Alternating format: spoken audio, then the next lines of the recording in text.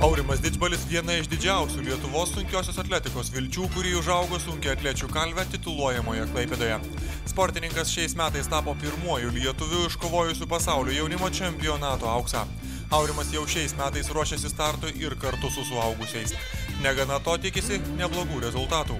Vos prieš metus Marijampolietis atvyko į Klaipėdą, kur tapo Bronislavo Vyšniausko auklėtiniu. Aurimas dėl to visiškai nesigailė ir tikino, jog uostamiestyje yra puikios sąlygos tobulėti. Džiaugiuosi, kad atvykau į čia, nes kiekvienas treneris gali paruošti iki tam tikro lygio sportininką.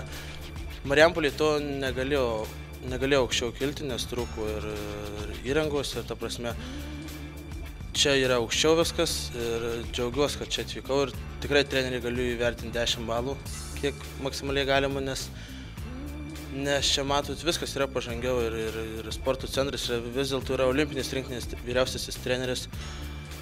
Su juo ir kaip treneriu yra malonu pasikalbėti ir apie sportą, ir apie gyvenimą, daug išmokinau, nors ir esu tik tai nuo praeitos vasaros, tačiau tikrai džiaugiuosi, prasmingai šis laikas praėjo. Atletas sako, jog Lietuvos rinktinės vyriausiasis treneris yra reiklus ir griežtas, tačiau visuomet teisingas. Sportininkas sako, jog treneris reikalauja elgtis žmogiškai, tuomet ir atsakyta bus tuo pačiu. Gerbiu trenerį, kaip žmogų ir kaip trenerį.